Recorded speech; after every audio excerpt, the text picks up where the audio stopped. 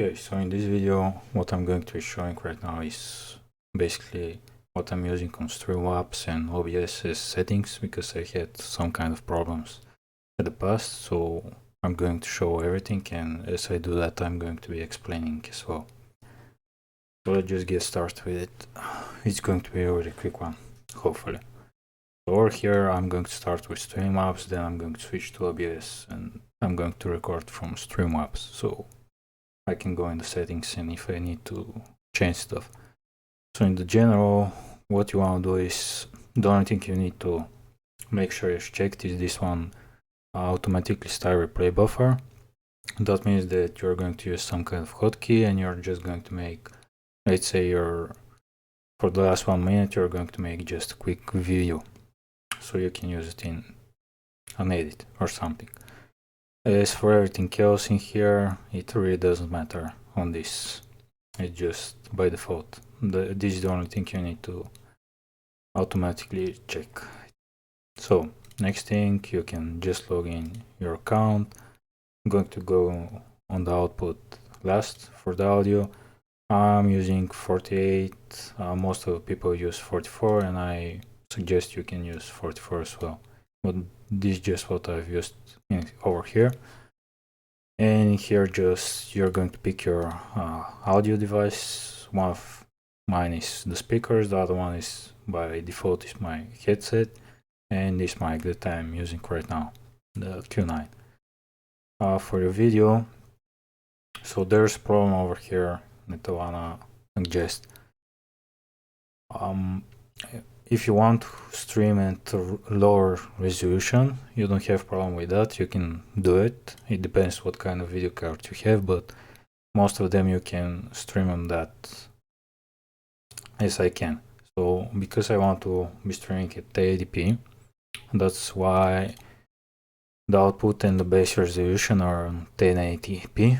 Over here, it really depends what kind of video card you have and processor.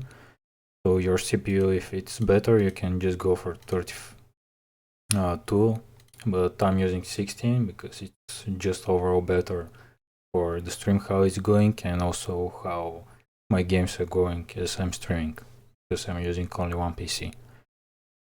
And if you want to use 2 video cards on one PC, that I tried, but on my older PC, the video card, I forgot what it was. It's an AMD card. It was 2 GB, so on it I can only stream at 720p.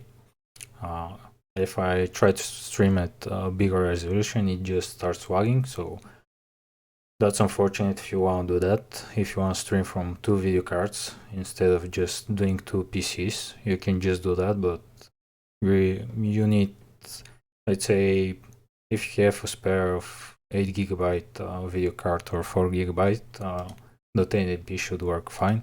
But this is just something I tried, and it doesn't work at all, at least for me, or for the video card I had.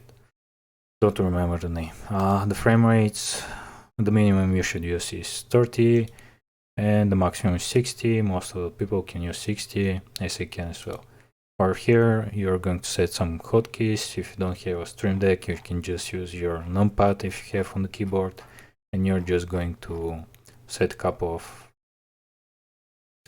of buttons you want to use. On the advanced settings over here, for me, I always suggest use high or above normal.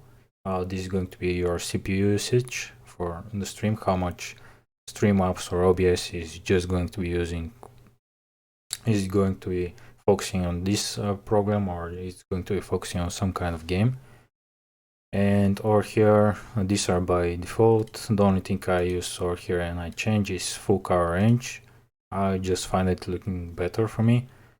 If this is checked, you should uncheck it. And for the audio, if it's default, and replay buffer, all that stuff, it's still by default.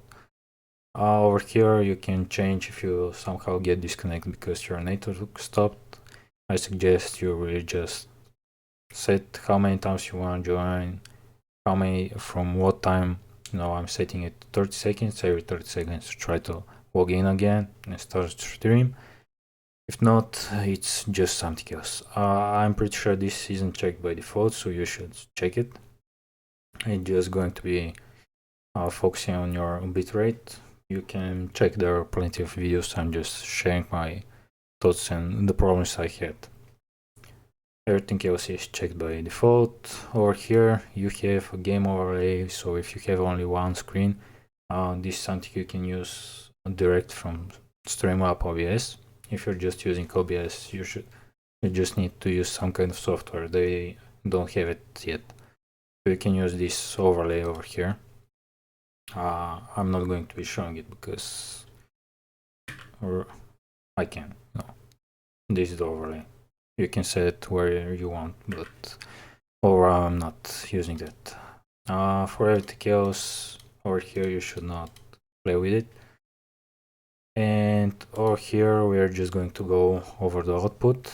On the OBS I'm going to be explaining a little bit better there, because I'm going to say what are the problems when I was using Streamlabs. So over here you always want to be at advanced. I'm going to go over the simple when I finish with the advanced settings.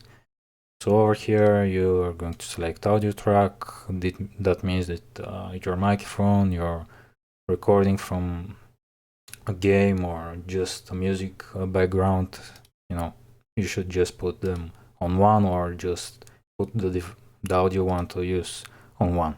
That's my advice. Over here you can try to stream from your CPU, not GPU, but I prefer to stream from the GPU. Doesn't matter if it's AMD. If you're having problems with FPS in games or whatever, any kind of lag or something, you should just use your CPU. If it's, I don't know, like mine is Ryzen 5, I believe 500 and something. It's pretty nice CPU. I've tried it. The stream works pretty okay with it, but I just prefer to use my video card because it's just overall better for me as quality. For everything else, you're going to set over here on the platform you're streaming on. You're going to select this on quality always. These stuff are by default over here. And the problem I saw, so Twitch is allowing you to use only 6000 bits for 1080p, right? But there's a problem when you start streaming and sometimes switch games or do something like that. Your bitrate is just going to drop, or it happens to me on this software exactly. So if you're using it on 7000, you have like some kind of reserved, and I found out that there are problems like frame dropping and the stream starts lagging, and what you need to do is just restart this the Streamlabs and start over. So it's really annoying. So this is the fun fact that I found out about this software, or the problem I have at least with my AMD video card that I'm going to show in the end.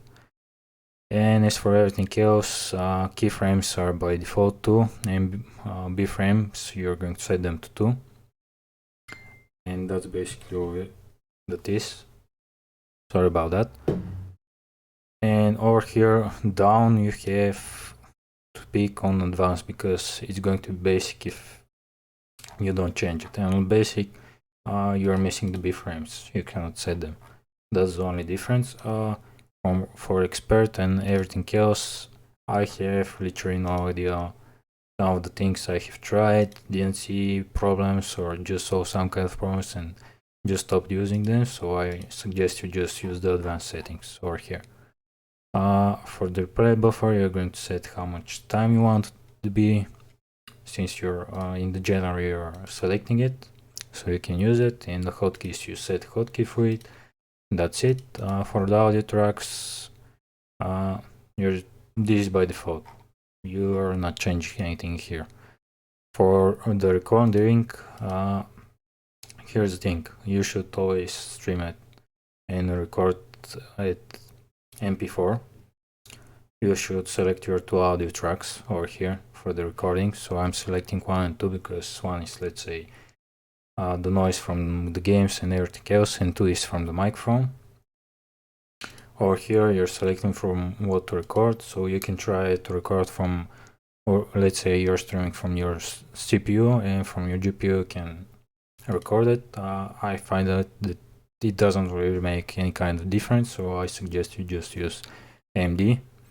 If or NVIDIA, most of people have NVIDIA, but I'm with AMD.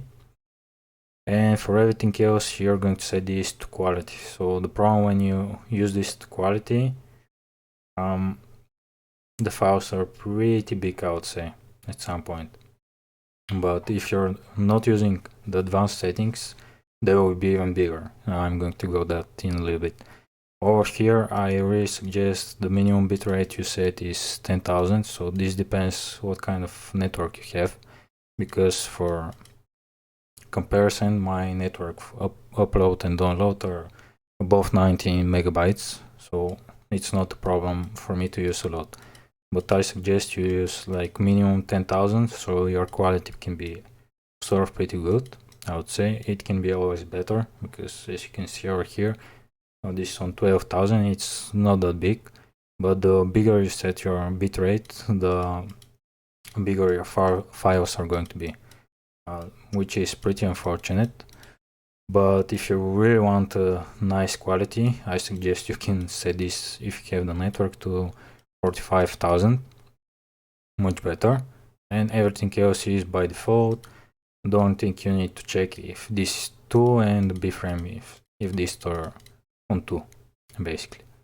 And over here you're just going to select again the advanced settings. Don't go with the basics, because you cannot set your bframe there on this. The problem I find with this software is, I don't know if it's the version or something that they changed, or they just don't amplify this for AMD. If let's say if you're using 2 video cards, you are just selecting one of them. You don't have the options to select, let's say, GPU 1 or GPU 0. By default, by default, this is the main GPU you're having on the first slot. It's GPU 0 for the computer. So if you have a second GPU, it's going to be GPU 1. So just for comparison. And over here, let's just change it to simple to show the difference. So if you're recording in the simple, you're still going to use higher bitrate. So you're just going to set this to 10,000 again. You're going to pick your software that you're using, your video card or your CPU. So when this set to quality, and this set to really high quality, the recording is going to be really good. I don't mind. But the problem with this is, when you're using simple mode, your stream is going to be pretty much okay. The only problem you're going to start having is, because you're setting this to 7,000, let's say, or to 10,000, it doesn't matter. I found a problem that this software, you should start it as administrator on your computer. The next thing you should just do is, probably if you're switching games, your stream may walk, your frames may drop, or the bitrate, something may drop. This is something I've found out, and it's really bad and really annoying, in my opinion. But over here, if you really want a good looking file, you should use the high quality. And when you're using that, the problem with this is, let's say you're streaming for 4 hours, your file is going to be more than 100 gigabytes. So not everyone has that amount of free space. That's why if you're using the advanced mode, it's much better for getting a really nice recording, I would say. But you need to set your bitrate, as I said, to 10,000 at the least. The other thing you can do for better quality, if you don't have that much internet, you can just stream at 720p. That's what I would suggest. But since I want to have it in 1080p, this is what I played with and find out this works perfectly fine for me. If this is set to 10,000 on the recording and 7,000 for my streaming. So next thing I really want to cover really quick in this part. I'm probably going to make actually 2 videos, because this one is pretty long. It's going to be around 70 minutes. So over here, I don't think I need to explain this. You're adding your scene or whatsoever. You're just going to pick it, you're going to find one, the mainstream, and over here they made it really simple. I usually use game capture because when you're using game capture, you don't have problems with frames or anything like that. It's just your stream is just more, I don't know. There aren't bugs. Sometimes when you're sharing screen, like I'm doing right now, you may start having problems, at least in this software, with drop frame rates. This has happened, and this also happens because of the bitrate, as I already said. Over here, you can just add your sources, so you can add chat, you can add posts, everything is really simply made and really nice in here. I really appreciate how they made it, but I'm having problems when I'm streaming from it. And the problem, as I said, is when I'm switching games and the frames are dropping. So I've tried a couple of things. Sometimes it drops, sometimes it doesn't, and sometimes when I'm streaming from this server for no reason as I'm playing, I haven't changed anything. Let's say I've streamed for more than 3 hours and I continue to stream. The problem that happens is that the stream basically from 6000 bitrate it goes to 1000 from nothing, and thing I need to do is, let's say, restart my OBS or the computer or something like that, and it usually fixes, but that's annoying and I don't think you should do it. That's why I switched to OBS. So this over here, all these are game captures. You have your chat and everything you need, the alerts, you're setting them as you like, you're going to set your camera, or here is just because I'm using the OBS right now, it's not working on this program. And another thing you want to go over here, depends what kind of mic you're using, but these are the filters I'm using. So I've tried using the expander and for me it doesn't really work very well. What you can do on the expander, you can make it as a gate if you don't want to use the noise gate. But I find it out that for my microphone currently and everything around that, these are the settings you should start playing with. Depends on your microphone, as I said, because this is pretty cheap microphone. It's around, I believe it was $70-80, something like that, from Amazon. You can check it out and see for yourself. It was Q9 1. You can check it if you want. For me it's pretty good mic for the price it is, but depending on your voice and on your microphone, you're going to play with this, with a closed and open gate. So that means when you're speaking down here, you're not seeing it right now, but let's say when you're speaking over here, you should be always around the yellow part. So for you to be in the yellow part, you need to speak a little bit closer to the microphone or a little bit further, but I find it really annoying for me because my voice isn't that high note, so my voice is pretty quiet, and that's why I'm speaking quite much closer. What you usually want to do is, depending on how you're standing, you want like 20 centimeters, or you're just going to do this with your hand, and that's where you should speak. But over here, it opens around here is the 33 decibel. So that's how you're setting that up. You're just going to not use anything. You're just going to speak, see around where the gateway should be open for your voice and for your microphone, and where it should be closed. So the closing noise gate means that everything around it, you won't hear it. Basically, if I start typing right now, you're not hearing anything, right? Or let's say I'm going to go over here. So here you see it. And you don't hear anything. So basically what this does is,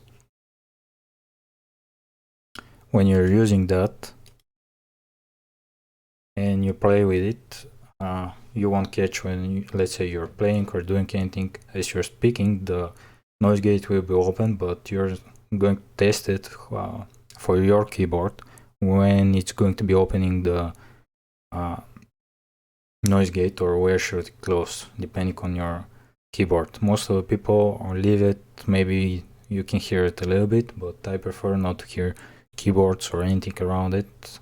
So that's why mine is set around this, and most of the people have said that it's good to be around -10 between the closing and opening. For a compressor, you're going to do sort of the same. Most of the people use this lower, around 2 to 5. I'm using it by default on 10, and the only thing I'm playing with is with the thread hole. So how you can test that is with a friend. You can just start talking something and you're just going to play with this so they can hear how your voice is going to sound. The attack, you can set it to lower. I'm using it on 6, and everything else is by default, at least on this software. For the gate, you can set it to higher, but I just set one. If I need it, I'm going to be using it. But since I switched to OBS, I haven't really needed to play a lot with this one to do anything. But over here on the compressor, what you want to do is test it when you're going to hear your keyboard if you don't want to hear it, and you're going to be opening the output of the gate. So that means if you put this higher, let's say your voice is lower like mine, you're going to see on the OBS that when I'm speaking there, my voice is usually below, it's around -35 to -25 decibels. So when I'm using there the output gate, I think it's on 2 or something like that. So my voice can be in the yellow, because from the things I have seen people do, the yellow part is the best one you can have.